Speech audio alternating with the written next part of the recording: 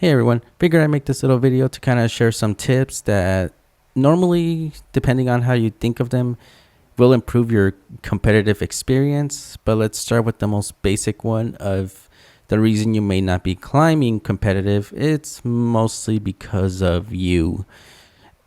Whether you want to believe it or not, whatever character you end up playing, whether that be duelist, vanguard, or strategist, any of that, if at any point you start playing any of those roles and your first instinct when the team fight or any of them or how the match is going, it starts going bad and your first instinct is to blame the teammate, you've pretty much already lost, because this was something I picked up from Overwatch. But tilting is one of those things where if you pretty much start getting angry, upset, or any of that sort, whatever your skill was before, I would say 60-70% of that is now gone, and you're just purely playing off emotion, and that's gonna basically make you play worse than you really are. And unfortunately, you don't really notice that, because at the time of the moment, you're more focused on just shifting the blame on other teammates rather than noticing that you're the one pretty much also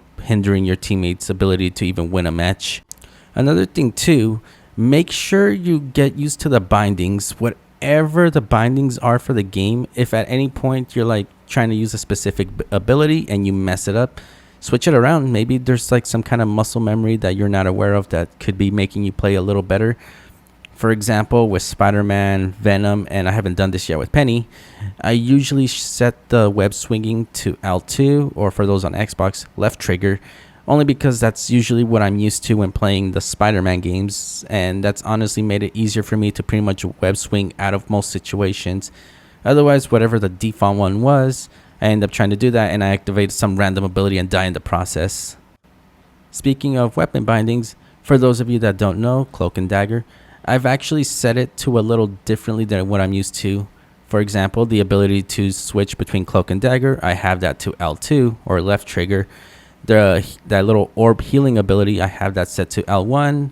And pretty much the way that I say it is any ability that's AoE, I set it to L1 or I think it's left bumper, I think LB, I think on Xbox. And then for any a ranged ability, the little one that either damages them or heals your teammates from a ranged through that little thing, R1 or RB. But correct me if I'm wrong on that one, because I don't know how Xbox controllers work.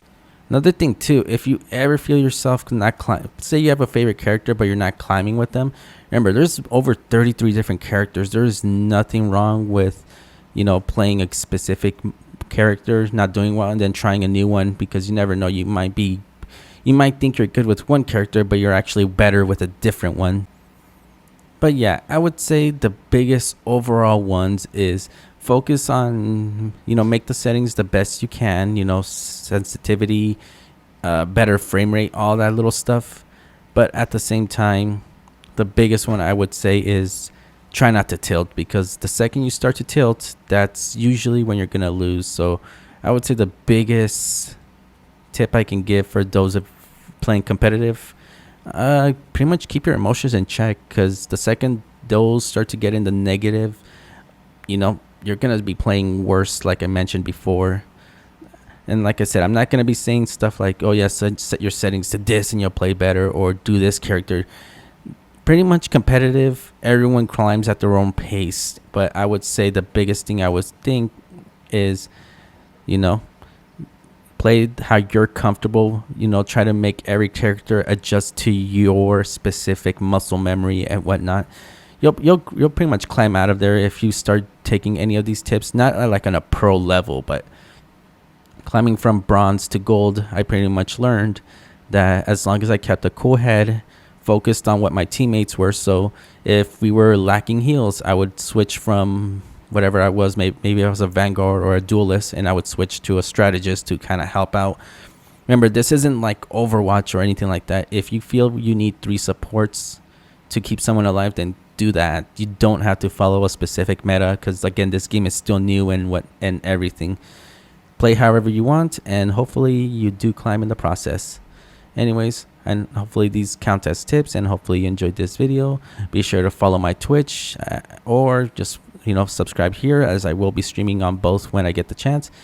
And until next time, see you later, everyone. Officially hit gold.